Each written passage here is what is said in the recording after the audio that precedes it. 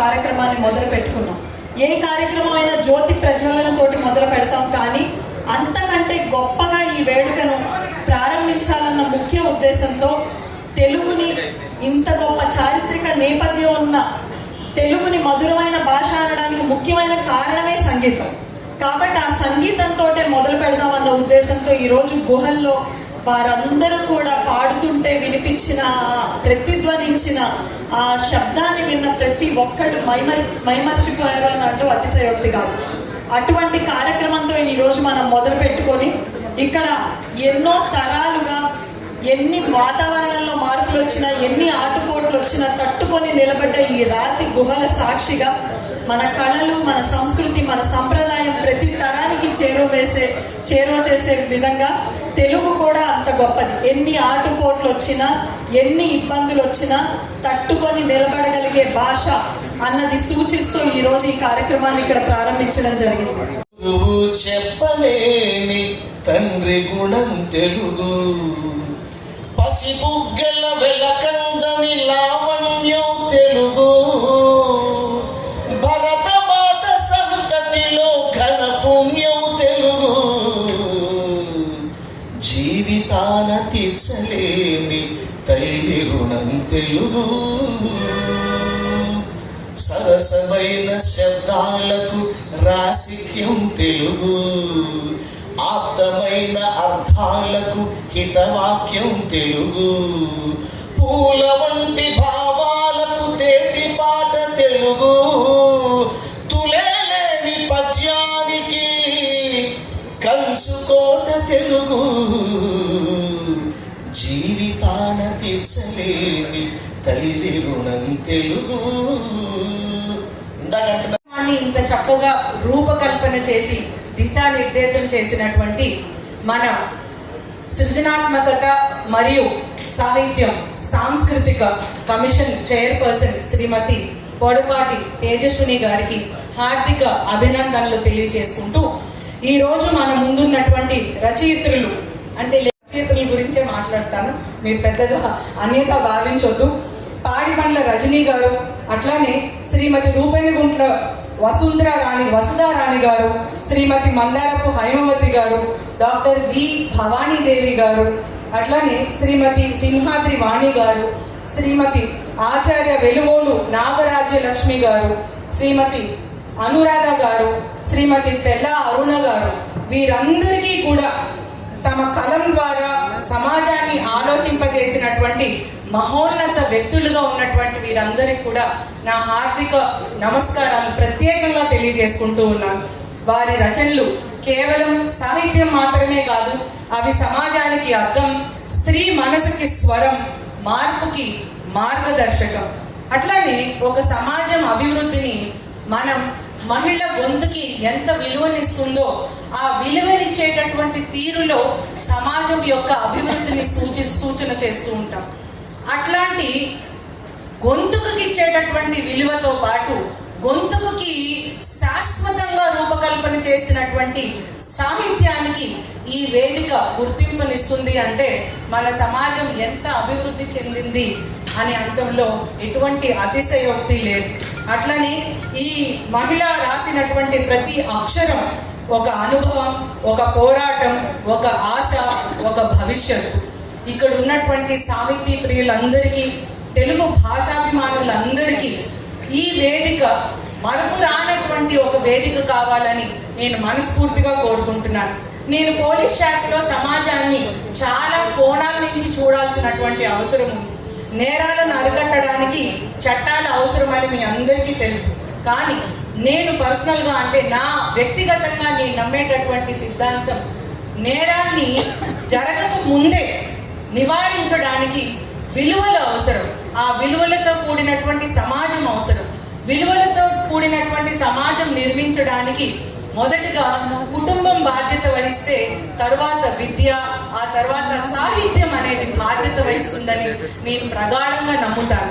ఎందుకు అంటే ఒక చట్టం చేయలేని పని ఎన్నో కథలు, రచనలు చేస్తాయి అని మన స్వాతంత్ర పోరాటమే మనకి నిదర్శనగా చూపించింది. అట్లాంటి కథలు, సమాజాన్ని మేల్కొల్పేటటువంటి కథలు, అట్లాంటి రచనలు చేసేటటువంటి సాహిత్యాభిమానులందరూ ఇక్కడ ఉండడం, వారి ముందు నేను నా భావోద్వేగాల్ని తెలియపరిచేటటువంటి అవకాశం రావడం నేను ఎంతో మధురమైనటువంటి అనుభూతిగా నేను భావిస్తున్నాను. మన పిల్లల్లో తెలుగు పట్ల ప్రేమని పెంచడం మన బాధ్యత. అట్లానే వారిని తెలుగు చదివేటటువంటి అలవాటు ప్రోత్సహించడం మన బాధ్యత. అట్లానే ఇంట్లో తెలుగు మాట్లాడితే, తెలుగు చదివితే, తెలుగు సాహిత్యాన్ని ఆస్వాదిస్తేనే మన భాషా వైభవం తరతరాలకు చేరుతుంది. చివరిగా ఈ కార్యక్రమాన్ని విజయవంతం చేస్తున్నటువంటి నిర్వాహకులు మా కోడపాటి తేజస్వినికి, అట్లానే వారికి సహకరిస్తున్నటువంటి సాంస్కృతిక కమిషన్ వారందరికీ, పాల్గొంటున్నటువంటి రచయితలకి, సాహిత్య ప్రేమికులందరికీ, తెలుగు భాషాభిమానులందరికీ కూడా నా హృదయపూర్వక శుభాకాంక్షలు తెలియజేసుకుంటూ అనే మరి వారు చెప్పే క్లాసెస్ నిజంగా మన స్టూడెంట్స్ అందరికీ కూడా శిరోధార్యంగా నేను భావిస్తాను. మరి అదేవిధంగా గజల్ శ్రీనివాస్ గారు వారు కూడా కలెక్టర్ గారి వెంటబడి, లేకపోతే మా కద్దు దుర్గేష్ గారి వెంటబడి ఈ కార్యక్రమం చేసే బాధ్యత, ఆయన రిటైర్డ్ అయిపోయిన తర్వాత కూడా మన మల్లికార్జున గారు బాధ్యత చేస్తున్నారంటే ఆయన సిన్సియారిటీ కమిట్మెంట్ వీటన్నిటికి నిదర్శనం. కాబట్టి ఇది ఒక చారిత్రక వారసత్వ సంపదగా మనం మార్చుకోవాల్సిన అవసరం ఉందని నేను భావిస్తూ, ఈ పవిత్రమైన కర్తవ్యాన్ని, బాధ్యతని వేరెవరూ చేయలేరు.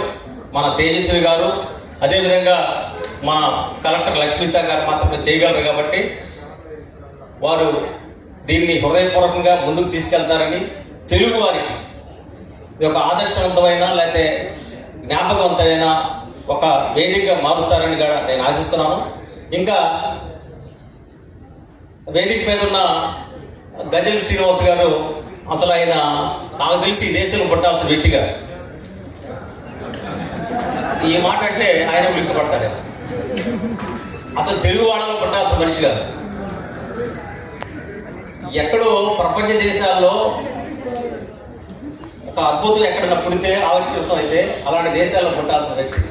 అసలు ఆయన మనిషా, లేకపోతే ఒక రోబోటా, లేకపోతే ఆయన నడిచే విజ్ఞానమా, లేకపోతే నడిచే సరస్వతి, అసలు ఏంటో చెప్పడానికి నా దగ్గర అయితే భాష లేదు. అదే కాబట్టి సృజనాత్మకతని ప్రతి కార్యక్రమంలో చూపిస్తారు. దాంట్లో ఇప్పుడు చూసుకుంటే అక్కడ ఒకటి రాగానే తెలుగు భాషకి ఎవరెవరైతే కంట్రిబ్యూట్ చేస్తున్నారో ప్రతి ఒక్కర పేరు అలాగే ఫోటోలు పెట్టారు. చూస్తే ఎంత రిచ్ తెలుగు కల్చర్ తెలుస్తుంది. అదైన తర్వాత కనుమరుగైపోతున్న పోస్ట్ డిపార్ట్మెంట్, సో అది మనకి ఇప్పుడు అందరితో మేడం రాయించారు. అక్కడ చిన్నపిల్లలు కొంచెం రాస్తున్నారు. అక్కడ రాస్తుంటే కొంతమంది ఈ వ్యాకరణం తప్పు రాశారు. మేడం గారు చెప్పారు, పెద్ద మేడం గారు, ఇది తప్పు ఉంది కదా అని.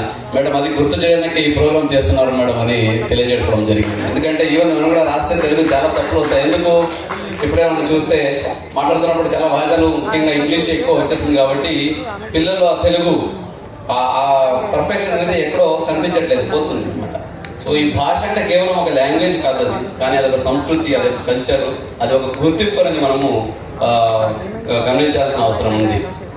అట్లాగే ఇటు చూస్తే వాళ్ళ తోలు బొమ్మలు, అట్లాగే మనకి ఇష్టమైన పదాలు రాయించారు. అదైన తర్వాత చెట్లు ముందుకు వచ్చిన తర్వాత అక్కడ సామెతలు రాశారు.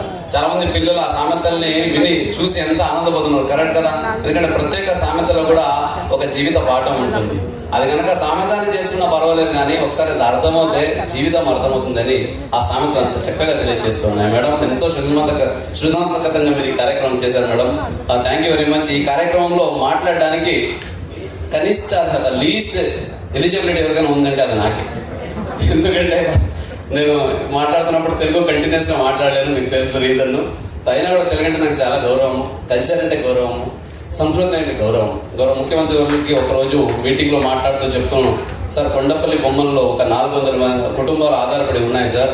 సో దానికి మనం ప్రోత్సహించాలంటే సార్ అక్కడే ఆపరణం. అది కేవలం జీవనాధారం కాదు, అది మన గుర్తింపు, అది మన సంస్కృతి. దానికి ఏమి కావాలన్నా చేద్దాం, మీరు ప్లాన్ చేయండి అని చెప్పారు. అది గౌరవ ముఖ్యమంత్రి గారికి అలాగే ప్రభుత్వానికి కల్చర్, అలాగే మన ట్రెడిషన్, మన కష్టం మీద ఉన్న గౌరవం అదే ముందుకు తీసుకెళ్తూ కేవలం మన జిల్లాలోనే కాదు, ఎన్టీఆర్ జిల్లా, గుంటూరు జిల్లా, రాష్ట్ర వ్యాప్తంగా ఎన్నో కళలు ఉన్నాయి. అవన్నింటికి ఒక కొత్త ప్రోత్సాహం ఇస్తూ కొత్త ఒరవడిగా ముందుకు తీసుకెళ్ళడానికి కార్పొరేషన్స్కి చైర్పర్సన్ పెట్టడం అయితే ఏంటి, ఇలా వినూత్నంగా ప్రోగ్రామ్ చేయడం అంటే ఏంటి, ఏం చేద్దామని కూడా వద్దు అని ఎప్పుడూ చెప్పింది లేదు సార్. అక్కడ మనం విజయవాడ ఉత్సవం కావచ్చు, దసరా కావచ్చు, కొండపల్లి బొమ్మల పండుగ కావచ్చు, ఇక్కడ జరుగుతున్న మన ఆంధ్ర మహాసభలు కావచ్చు, అట్లాగే ఆంధ్ర ఉత్సవాలు కావచ్చు, ఇవన్నిటికీ ఎప్పుడూ కాదనట్లేదు. ఎందుకంటే ఇది సెలబ్రేట్ చేయడం వల్ల ఏదో గవర్నమెంట్కి మంచి పేరు వస్తుందో లేదా ఈ స్థలంలో ఇది మంచి పేరు కాదు, భావి తరాలకి మన సంస్కృతి గురించి మన కళ గురించి తెలియజేసే అవకాశం ಇದೆ. సో పిల్లలకి ఎక్స్పెషల్ యంగ్స్టర్స్, మా పిల్లలు కూడా తీసుకొచ్చాను ఇక్కడికి, ఎందుకంటే వాళ్ళకి చాలా అవసరం తెలియాలి సంస్కృతి అంటే ఏంటి, కళ అంటే ఏంటి, దీన్ని ఎందుకు మనం సెలబ్రేట్ చేయాలనేది. ఈరోజు హ్యూమన్ ఇంత ఎవల్యూషన్ అయి ముందుకు వచ్చినామంటే కేవలం సాంకేతికతతో కేవలం ఈ చదువుతోనే రాలేదు. మన కళ, మన వాల్యూస్, మనకున్న విలువల్ని ఒక సంస్కృతిగా కంటిన్యూ కొనసాగిస్తూ వచ్చినందుకే మనం ఇప్పుడు ఇక్కడికి వచ్చినాం. అందరికీ వందనములు. ఆంధ్ర మహాభారతము తెలుగులో రచించిన కవిత్రయం ఆదికవి నన్నయ్య, కవి బ్రహ్మ తిక్కన్న, ప్రబంధ పరమేశ్వరుడు ఎర్రన్న మీకు వందనం. శ్రీమద్ ఆంధ్ర భాగవతము, భోగిని దండకము, వీరభద్ర విజయములను పండిత వామరులు ఇద్దరిని మెప్పించేలాగా వ్రాయగలిగిన ప్రజాకవి బొమ్మెర పోతన మీకు వందనం. స్వార్వశిత మను సంభవము, హరికథ సారము, రామర్త రాజముల రచయిత ఆంధ్ర కవిత పితామహ అల్లసాని పెద్దన మీకు వందనం. ఎందరో మహానుభావులు అందరికీ వందనములు. సాక్షాత్తు విష్ణుమూర్తి ప్రేరేపిత దేశ భాషలందు తెలుగు లెస్స అన్న అముక్త మాల్యద కృష్ణదేవరాయలు గారికి వందనం. కన్యాశుల్క వ్యంగ్యహాస్యంతో సామాజిక లోపాలకు అద్దం పెట్టిన సంస్కరణకర్త కవిశ్రేష్ఠ అభ్యుదయ కవిత పితామహ గురజాడ అప్పారావు గారికి వందనం. అలాగే వ్యవహారిక భాష ఉద్యమానికి మూల పురుషుడు, తన పుట్టినరోజు తెలుగు భాష దినోత్సవంగా మారేంత ప్రసిద్ధగాంచిన సంఘ సంస్కర్త గిడుగు వెంకటరామమూర్తి గారికి వందనం. ఎందరో మహానుభావులు అందరికీ వందనం. ఇదే జాడలో అడుగులు వేస్తూ ముందుకు వెళ్తున్న గజల శ్రీనివాసరావు గారు కావచ్చు, అలాగే మన పోడపాటి మేడం గారు కావచ్చు, మన ముఖ్యమంత్రి గారు కావచ్చు, వేదిక పైన ప్రతి ఒక్కరు, అలాగే వేదిక ముందున్న ప్రతి ఒక్కరు, ప్రతి ఆంధ్రులకి ఎందరో మహానుభావులు అందరికీ వందనం తెలియజేస్తూ, ప్రేక్షకులతో ఐ కాంటాక్ట్ అంటే కళ్ళు కలిపి మాట్లాడాలి అని ఆయన ఎప్పుడు చెప్పేవారు. అంటే ఒక పేపర్ పెట్టుకొని దాన్ని చూసి చదువుకుంటూ పోవడం కాదు, పల్స్ ఆఫ్ ది మౌత్ అంటారు ఇంగ్లీష్లో. ప్రేక్షకుల యొక్క నాడి, వాళ్ళు ఏమి ఇష్టపడుతున్నారు, దేన్ని తలుపుతున్నారు, ఎక్కడ బోర్గా ఫీల్ అవుతున్నారు, ఇవన్నీ కూడా నారాయణ రెడ్డి గారి శిష్యురాలిగా మేము నేర్చుకున్నాం హైదరాబాద్ వెళ్ళిన తర్వాత. ఇక్కడ ఉన్న వాళ్ళందరూ ఉద్దండులైనటువంటి విదుషీమణులు వేదిక మీద ఉన్నారు. వారందరూ ఎందరో విద్యార్థులకు బోధించిన వాళ్ళు, రచనా రంగంలో కృషి చేసిన వాళ్ళు ఉన్నారు. ఆమె మాట అక్షరాల బాట అన్నప్పుడు ఆమె అంటే ఆమె ఒక కవయిత్రి, రచయిత్రి, విదుషీమణి కూడా. మళ్ళకు ముందు 13వ శతాబ్దంలో చానమ్మ, రోలమ్మ, అక్కడి నుంచి తీసుకుంటే కావ్యాలు రాకపోయినా వాళ్ళు కవిత్వం చెప్పి తిక్కనని మళ్ళీ యుద్ధరంగానికి పంపిన చాటువులు మనకు తెలుసు. మళ్ళీ రామాయణం ఉంది, సరళమైన భాషలో ఆధ్యాత్మికమైన అభినివేశంతో మళ్ళీ రాశారు.